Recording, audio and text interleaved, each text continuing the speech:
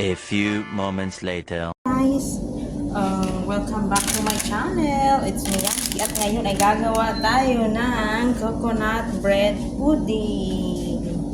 Ayan, ito na yung brown sugar, 1 cup brown sugar. Tapos, maglalagay tayo ng butter. Half butter, yan. Ayan siya, butter, ha.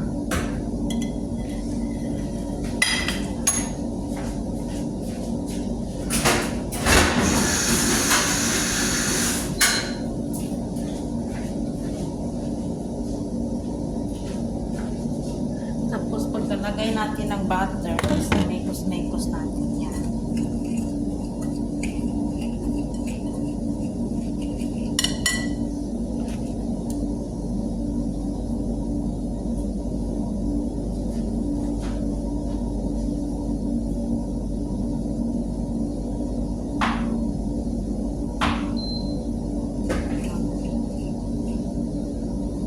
Kailangan maraming butter.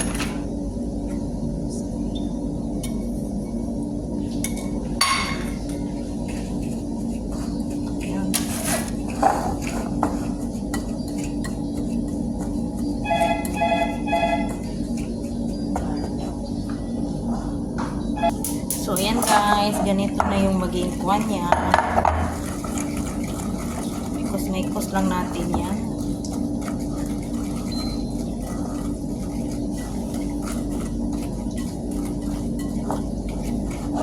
Ayan, tapos, ilalagay na natin yung pecan at saka coconut na nilagay natin sa oven.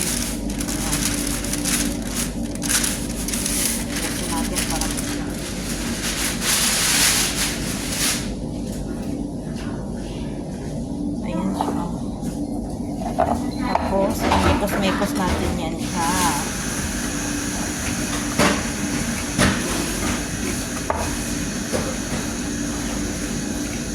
Ayan.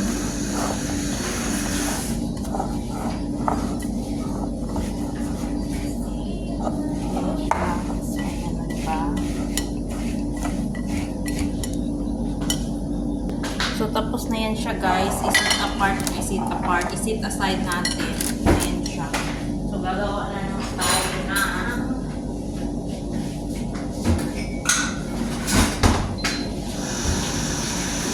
tayo ng sauce niya dito. Maglalagay ako ng 4 na itlog. 1.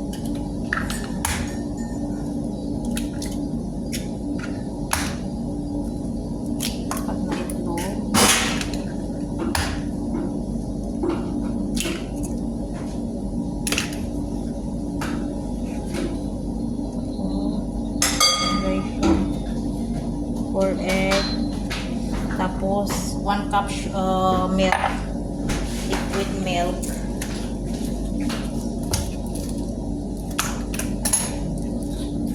cup milk. Ayan siya, 1 cup milk. Ayan.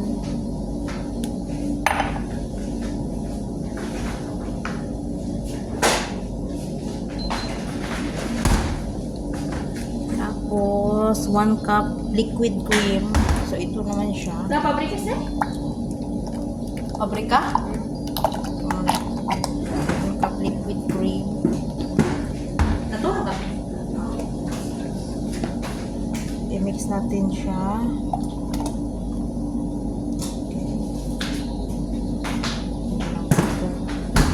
Tapos, lalagyan natin siya ng vanilla. Lalagyan natin siya ng vanilla. Tapos, little butter. Tapos, sugar na lang yung natitira.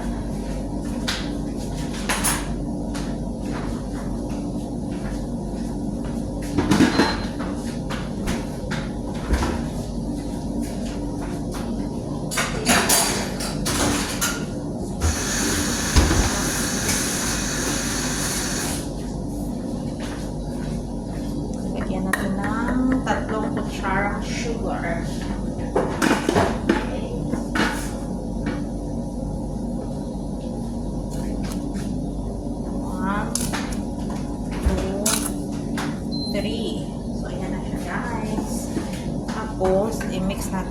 siya. Ayan. Ay, maikos natin yan siya hanggang sa malusaw yung itlog dun sa baba kanina na nilagay natin. Ayan. Nagiging yellow na siya. So, yung sauce niya guys, nagiging creamy siya pag lagyan mo siya ng cream. Yung liquid cream, nagiging creamy yung texture niya. Ayan.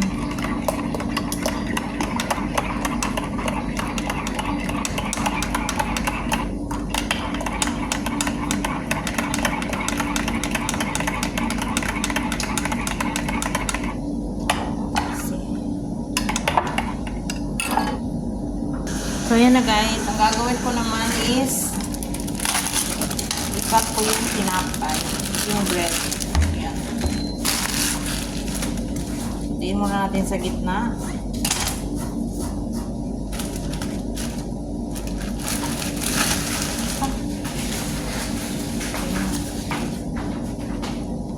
Yung tinapay na yan.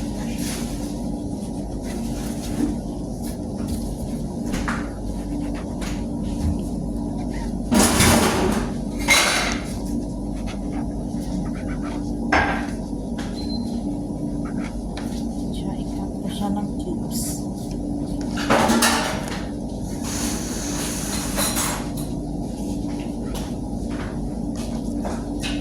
Tapos siya ng cubes. Tapos, ilalagay na natin dito. Dito na natin. Dito. Ilalagay natin dito sa pan.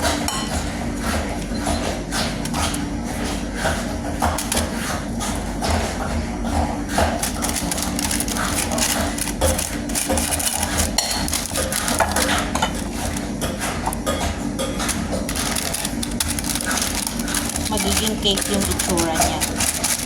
Parang cake. Okay. Ayan.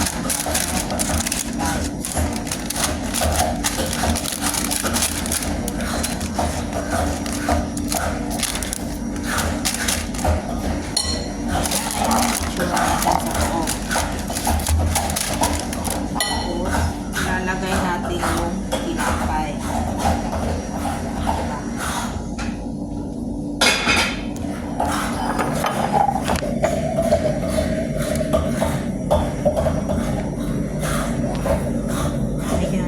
Ilalagay yung tinapay.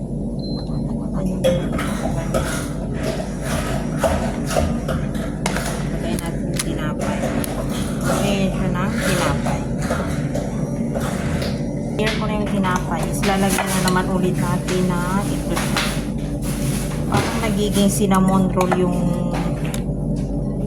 itsura niya. Ayan siya sa gitna. Ayan siya para kahit i-layer natin yung tinapay is may feeling siya sa loob, ay sa gitna. Nagkakaroon siya ng feeling sa gitna. Ayan. So, ayan na guys. Tapos ko na siyang ilagay lahat. Yung tinapay is ngayon naman is bubuhusan ko na siya ng sauce. Ayan. Pagkatapos ilalagay ko siya sa may oven. Ayan na siya guys. Magiging dry yan siya mamaya. Ayan siya.